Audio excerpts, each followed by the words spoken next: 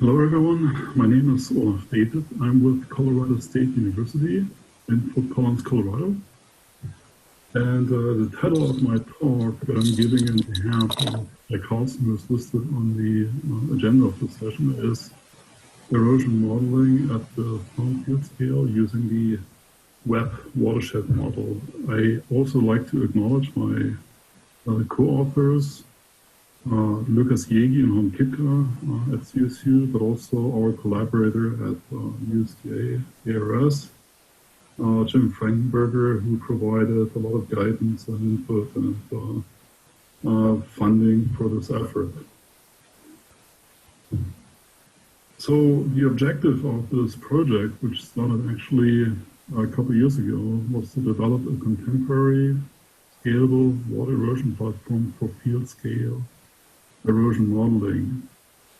And it was intended to be built on three main pillars, which is the process-based erosion model, WEPP, which stands for the Water Erosion Prediction Project. The other intent was to leverage our web-based GIS and modeling service platform, CSIP, that we've developed at CSU. And also we plan to streamline the provisioning for soils management, crops, and climate data that goes into the WEPP model through the web-based platform and modeling service platform. So I'm going to talk about all those three parts: the model itself, the services platform, and all the data that feeds into the model using a contemporary model user interface.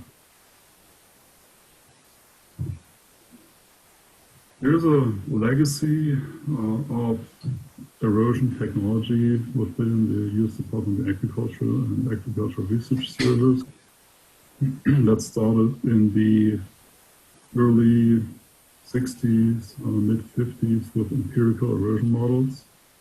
The reason being that computing power at this time was limited. And those models were WEQ and USLE that was further developed in the mid-80s into Russell and Russell II for water erosion. WEQ is a wind erosion model, which then got discontinued in the 2000s.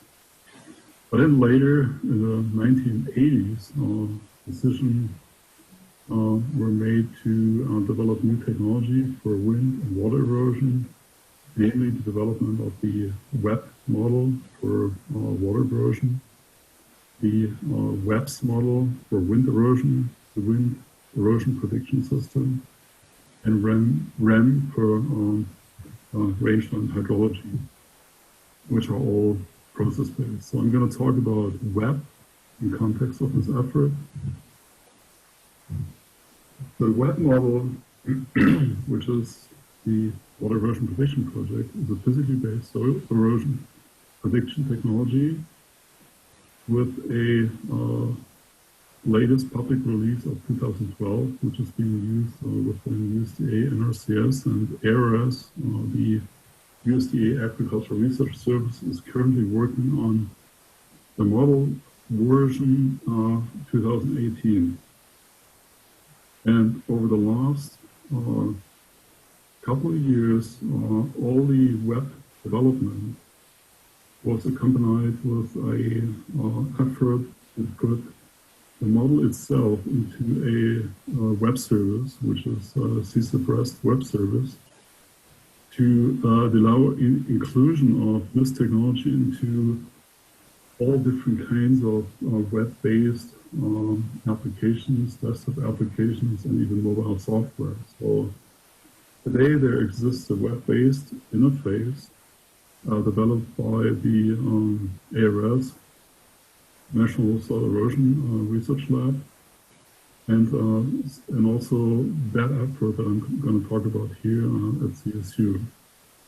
So it was intrinsic at the very beginning of this project to implement the web modeling technology as a web service with a lot of data support services to make this model more accessible and more available. Excuse me. Another motivation was to make improved data quality available for the model. The current web online version is using a 30-meter DEM to derive slope steepness, and we intend to, and we already did, move to 10-meter DEM, and eventually LiDAR-based DEM in the back end, as well as to 4K person pixel adjusted climate input for the web model, and also leverage more recent climate station data as input. Another motivation to move towards web within USDA is to bring the erosion technology to the same level with respect to its physical concepts. The web and WEPPs, the wind erosion model, share a common approach to contemporary processes and methods. They are compatible with respect to input data. And if you look at the bigger picture, they also integrate better with other technologies such as SWOT, APEX, and EPIC, representing water quality degradation. We use CSIP as the cloud service integration platform of services infrastructure. And this slide shows all the dependency of the CSIP web service with respect to data and other services. So you can look at this as a summary of different microservices that all lead into the web UI that's shown on the left. So all the data flow from data sources, VMs, soil data, land management data, NAS data, climate data, go to web services in the middle, namely CSIP Watershed, Soils, LMOD, that stands for Land Management Operation Database, LAMS, CSIP LAMS, that stands for Land Use Agriculture and Management Practices Web Service, and Climate are being used to feed data into the CSIP web service that exercises the web model that then provides the erosion results into the web GIS or web user interface. And all is being hosted right now at CSU in the development environment in Kubernetes, leveraging Docker for deployment and hosting, and we can scale up to 600 cores, and we have cases where we ran the very same service stack that you're seeing right now on up to 100 different containers producing erosion output. So you see a set of services here that all relate to web, but also tap into DEM data, specifically for CSIP Watershed. That's through Towden, that is implemented there using MPI interface to provide geospatial information that leads finally to parameters such as CSIP web, using flow direction, flow accumulation, and so on. CSIP soils uses Sergo, that is being used through STM, which is still data mob of NRCS. We also stood up a local instance of STM.CSU to avoid sometimes external dependency that cause problems for larger scale model runs in terms of load and heavy use. CSIP LMOD is, as I mentioned earlier, the Land Management Operations Database, hosted at NRCS, but also in a development version at CSU. that's being utilized through LMOD, and also LAMS that also combines management data with mass data. And finally, CSIP Climate that leverages PRISM 4K resolution climate data that gets also utilized in CSIP Web. So that's the data flow view from the databases through services, large scale, through CSIP Web that can be scaled into the web user interface and all hosted in a Docker Kubernetes environment. One other important piece of this platform is Katina. Katina has been developed at CSU as an open source web-based GIS content management modeling platform. It's using contemporary technologies in web architecture such as React, Redux, and also GraphQL for complex queries. We're using MapServer in the backend, GDAL, to do mapping and processing. On the front end, we are heavily using Material UI. It's also integrated fully with CSIP web services and is what you would expect from a modern web-based GIS platform, also equipped with a geoprocessing toolbox that allows you to do geoprocessing operations. So that's just a snapshot of a application that's using different layers that are either locally uploaded or using public data services. The WEPP Watershed UI has two different main approaches. One is to provide erosion soil loss at the field level. So the user outlines a field area and assigns CL mode management to this area. And WEPP requires then flow paths to be derived so it can simulate them and run the area to get the source values for the cell grids along this flow path.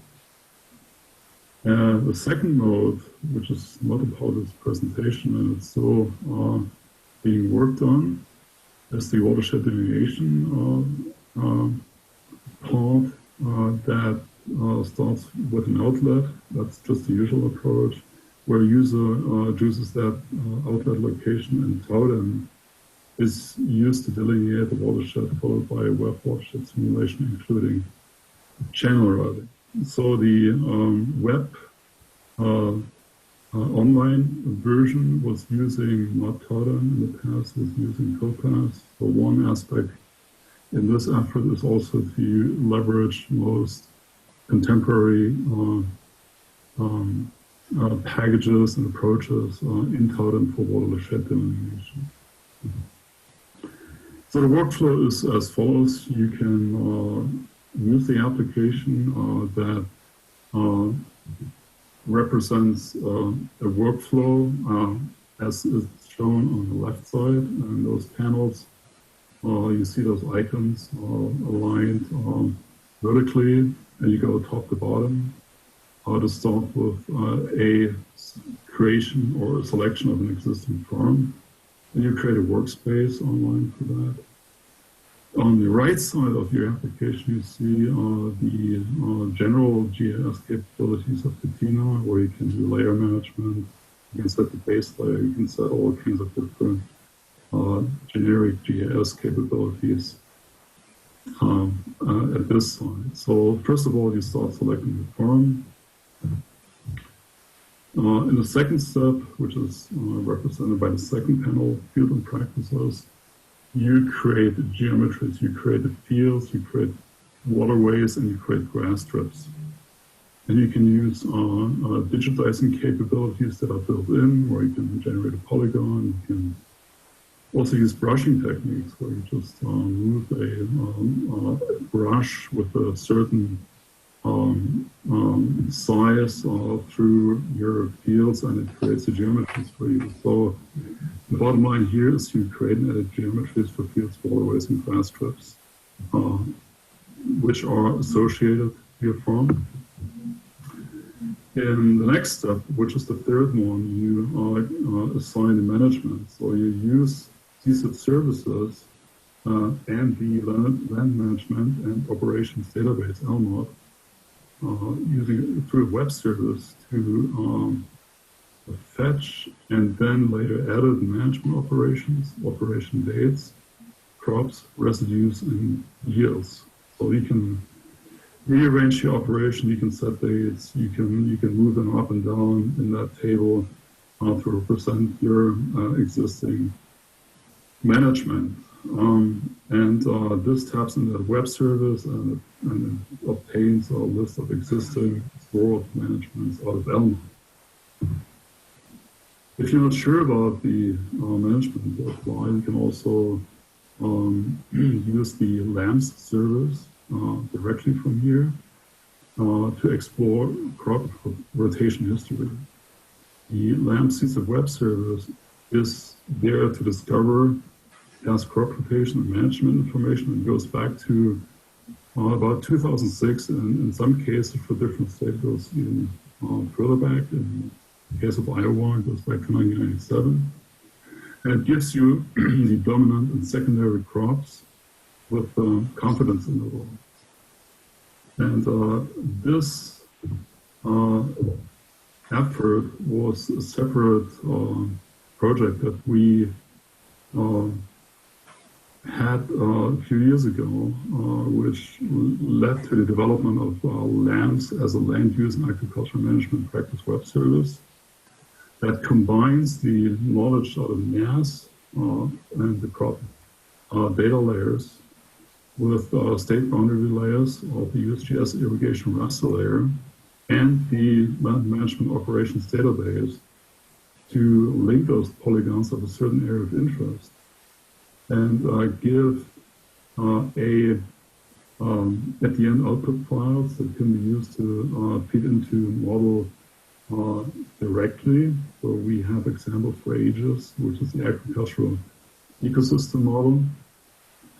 But it can provide basic statistics on crop rotation history. So if you're interested in that, specifically, you can contact Holm, who's also a co-author of this presentation, and contact him about using LAMS and features, and you can also explore this publication, which is listed as a reference here. In the next step, you can fetch climate and soils and view the obtained information. It goes into the NRCS soil data mount and PRISM through, again, CSIP web service for the selected field again. And all the relevant parameter, source parameter, and climate information are being shown there. And you can basically review the parameters with respect to web inputs. So that's the next step in that workflow.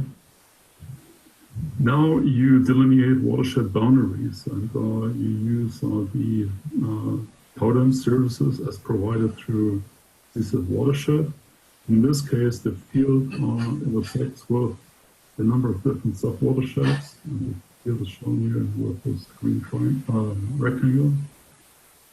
The sub-watersheds are shown, and also the flow paths. And we're using USGS DEM, 10-meter DEM, and then TOTEM's D8 flow direction and flow accumulation. And this is a pretty flat field here where you have a very not much slope there. And in this case, TOTEM delineated 30 intersecting subcatchments and 6 infield stream reach segments. So the objective is then for WEPP to have for its run all the flow paths within each sub-catchments representing one WEPP run.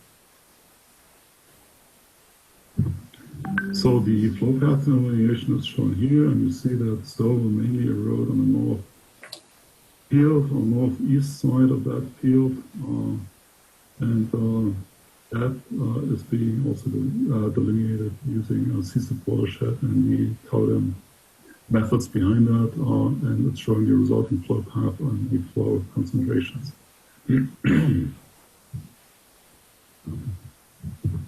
The next step, which is still a work in progress, is to kick off the simulation. The parameters are being checked and the run is being prepared. So as a next panel that is not a part of the application yet, will be the result presentation and the geospatial view for that field of soil loss along the flow path.